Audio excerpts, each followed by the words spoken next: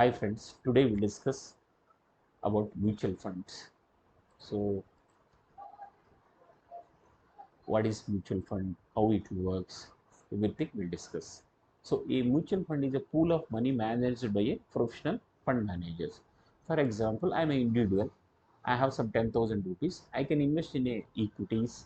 I can invest in a bonds. I can invest in a money market. But I don't have a much knowledge or experience on the companies, how to how to read the balance sheet, how to see the company's future after 5 years or after 10 years, how they'll give the returns. I'm not that much capable of doing analysis. So these professional fund managers, they'll pool the money from the investors. Maybe somebody can invest 5,000, somebody can invest 10,000. That pool money, they'll invest in a good companies. They'll do the analysis. If you see the diagram, so investors, they'll give the money to the fund managers, they'll invest in the securities and they generate the return. That return will be given back to the investors. So here simply directly I'm not buying the securities, I'm buying through my fund manager. So this is called the mutual fund. All the people mutually they given the money to the fund manager to invest in a, it may be equities, bonds and money market. So what type of structures? We have two types of schemes. Open-ended schemes means one mutual fund company, they come with technology fund. So that technology fund, open-ended fund. So there won't be any maturity. So people can invest and people can remove money from the fund. So there won't be any expiry for the fund. When the fund becomes zero, then only this fund will be closed. Closed-ended fund means they'll have a certain period. So up to 3 years, you can invest in this fund. After 3 years or after 3 years, you can't invest in this fund. So there won't be any entry. So exit will be there always. There won't be any entry. In first option, open-ended, always you have a entry and exit. But in close, after 3 years, only you have exit. You can't enter into these funds. This is called close-ended scheme. Nature. So whatever the money we are giving to the fund manager, they can invest in different types of funds. Equity funds means these fund managers, purely this money will be invested in the equity stocks. A debt fund means these fund managers, you can decide while investing, you can decide whether your money should be kept in equity funds or debt funds or balanced funds. So if you invest in a debt funds, total amount will be kept in corporate bonds, government bonds, where your capital is secured, but your returns will be less. But in equity funds, your return will be more and your risk also will be more. Balance funds, what they'll do, some portion they'll keep it in equities, some portion they'll keep it in bonds. So here you have a mixture. So equities, if you get 12% return, and bonds if you get 8%, total 20%, by 2 means 10% return you will get it. So balance fund, these will be like 40, 60, 70, 30. That will be keep, you can, while investing, you can see like how much they are keeping in government security, how much they are keeping in stocks. You can read them, then you can invest. NAV, what is the net asset value?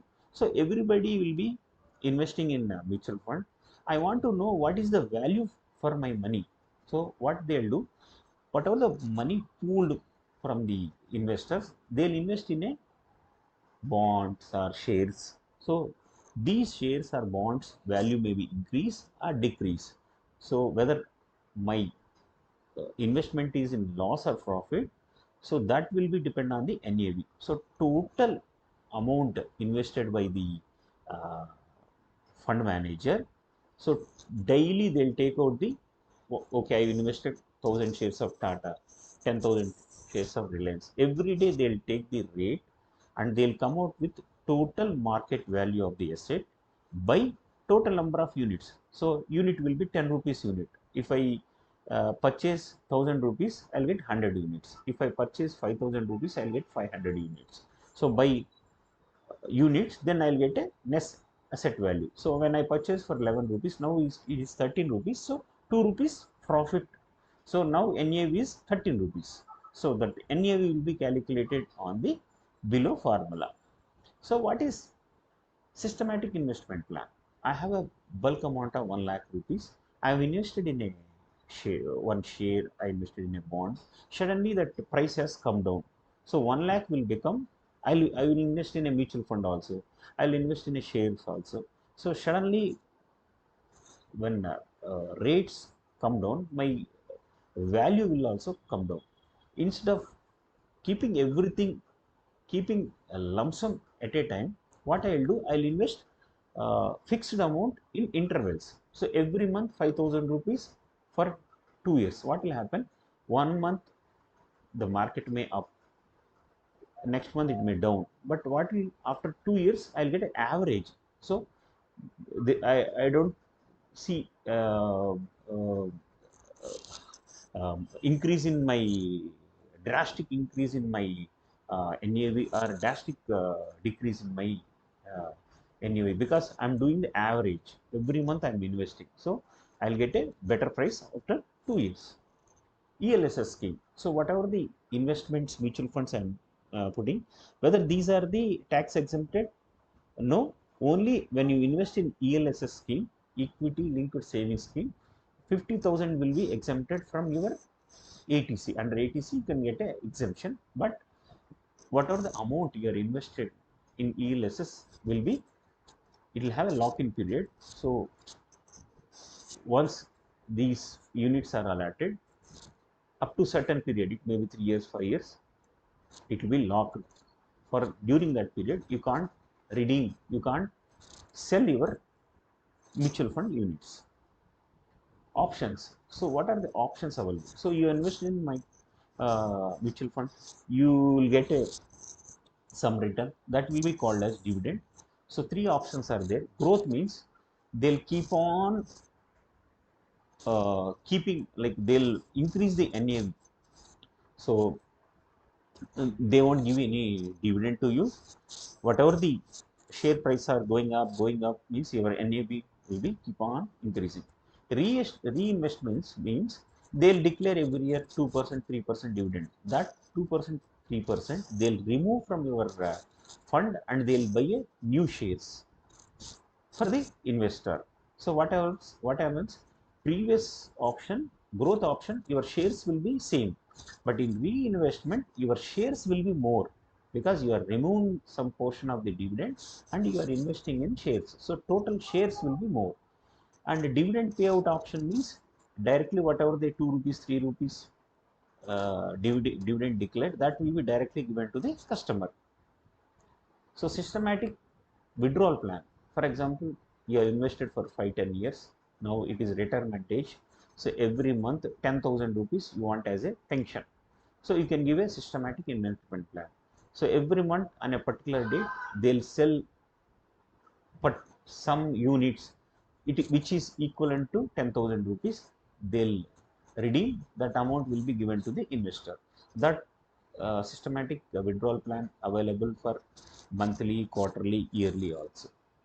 Entry load and exit load. So when you are investing in a mutual fund, sometimes while entry they'll charge some, for example, they'll say 0.1% entry load on your amount. So this is called entry load. While investing, they'll charge some commission.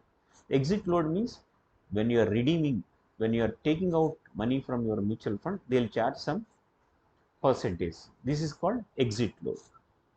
What is redemption means? You want to sell all your units and that units will be given back to mutual fund company. You will get your money. So this is called redemption. Partial redemption means you have 100 units, in that 70 units you want to redeem and 30 units you want to keep it with you. So this is called partial redemption. AMC means asset management company. Whatever the investors money will be given to the fund managers, this fund managers will be working for asset management company. So how these asset management company will run? They'll charge some annual maintenance charges on the amount you have invested. With that annual maintenance charges, these AMC companies will run. These companies will pool the money from the investors and they'll invest in the various securities. Thank you friends. If you like my video, please subscribe my channel.